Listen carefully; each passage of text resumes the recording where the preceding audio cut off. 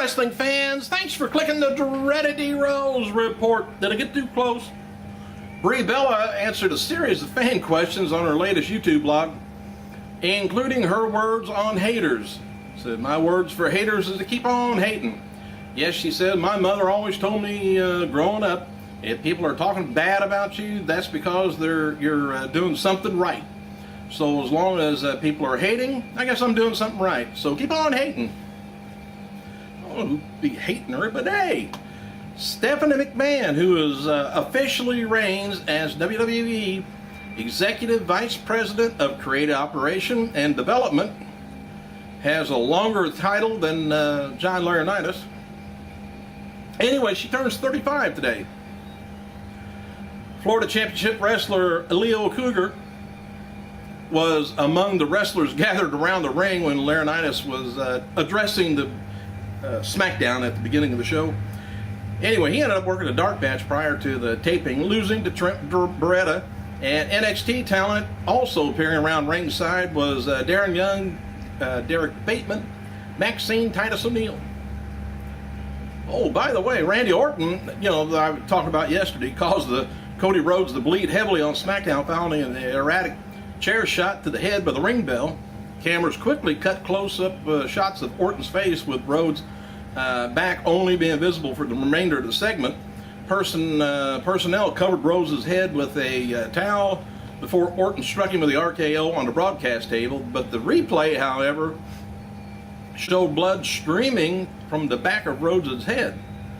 And according to fans in attendance, Tuesday's taping, the pools of blood were scattered around ringside everywhere following the segment. But as I seen on SmackDown, I didn't see anything going on. They kind of ended the deal in the ring, and that was about it. And by the way, for you guys that's looking constantly looking for WWE superstars, don't. WWE reportedly no longer airs WWE superstars via their their web page, or their YouTube page. The company officials pulled the program due to poor viewership. The series will continue, though, on international television. Big Show, who was written off of television at the Money in the Bank, was advertised to appear on Nickelodeon's Worldwide Day of Play for tomorrow night, by the way. Could be tonight. I can't remember when I wrote this article. Anyway, according to WWE.com, he's going to be joining LeBron James, Donovan McNabb, Abby Wambach, Chris Paul, and Carmelo Anthony as one of the coaches in their Battle of the Nick Stars. And Raw Superstar is going to be paired with a team of Nickelodeon stars that prepare them for the big obstacle course, which will air in a 30-minute primetime special that evening. Referee Scott Armstrong, by the way, stated on Twitter that he is sidelined for at least one more week after suffering an injury to his ribs at Night of Champion, which we were worried about that. We just can't wait for him to come back. Steve Austin offered a critical assessment of Randy Orton's character performance during an interview in the latest issue of Power Slam. And when asked the names of wrestlers he actually evolves into money-drawing players for WWE, Austin said it's the Viper. Promos need work, he said, and right now he's a little one-dimensional. The crowd's digging. There's still another step on the ladder for him to climb onto. Orton responded to Austin's remarks last night on his Twitter, and he said, Austin's right. There's still room for me to move up the ladder, and I will. Watch me. All right, WWE website did a storyline article with the comments from The Miz's parents about The Miz being released. And former WWE and TNA star BG James and Kip James have launched a new internet show called the I don't know what it is. # OUDK. Look it up if you want. Let me know what the hell it is. WWE has signed a deal with SIC Radical in Portugal to bring SmackDown to their network and Sunday nights at 7:45 p.m. right after the recap of the WWE experience. The new deal brings SmackDown to 2 million homes in Portugal. Jerry Lawler is said to be sore, but okay after the table shot with Mark Henry on Monday's Raw. And noted before, or as noted, Lawler will be missing from next week's show, but that's because WWE wants to keep him off TV for a week to sell the injury. That Lawler has been given a clean bill of health from the doctors. Mike Mooneyham of the Charleston Post and Courier reports that Ric Flair learned last night he will have to undergo surgery next week for a torn left tricep after suffering the injury at the recent Impact taping against Sting. Flair, who was originally told that the injury was limited to a broken bursa sac, told Mooneyham, "I thought I was getting better, but swelling just wouldn't go away. And then when I threw Tuesday at the Red Sox game," he said, "the arm blew up about twice the size of the other one. It's all black and blue. I never torn anything in my life except my rotor cuff, and I just landed on it wrong. And that's because that just comes from not working enough," he says. "But no big deal.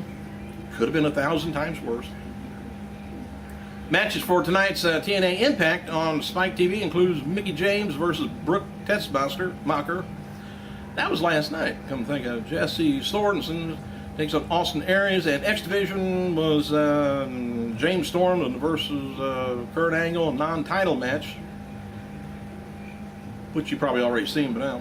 Hey, Batista, who has not posted on Twitter since July 1st, posted the update on his whereabouts this afternoon. Items of note are, he said, after undergoing back surgery, he said he started lifting weights again and increased to 270 pounds. I'd like to increase to that myself.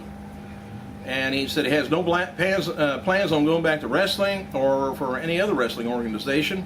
Mixed martial arts, Batista said, if the latter is serious, he said, "I would love to get a fight with him." And what else have I got here? There's a lot of excitement going around, I guess, about the Muppets. I have no idea why. All right, what else have I got here? I got some other stuff on here. I'm sure I do. Hang on, let me get down here towards the bottom. Beth Phoenix lost to Kelly Kelly in her hometown, and I don't know if you noticed that or not, but a lot of bullshit chants on the pay-per-view. Paul Heyman wrote the following after the last night's Night of Champions he watched after the main event. He said, "I had to flip from watching Inglorious Bastards to see Triple H versus CM Punk." He said, "Fill in your own punchline for that one, folks." He said, "I thought they," and he said, "and all of the others involved put on one hell of a show." He said, "It took 3 pedigrees, a jackknife to beat Punk." As I know a lot of people are pissed Punk got the pin, but got pinned, but you're not going to get beat. Isn't that the way to do it? You know, to go through all that. As with everyone else, says got to be a follow-up right now. He said, "Let's see you tomorrow night, Raw." He's talking about all this stuff. "Maybe I mellowed out or something," he said. Nah. Daniel Bryan, by the way, defeated Heath Slater in a dark match for the Night of Champions, if I didn't tell you that.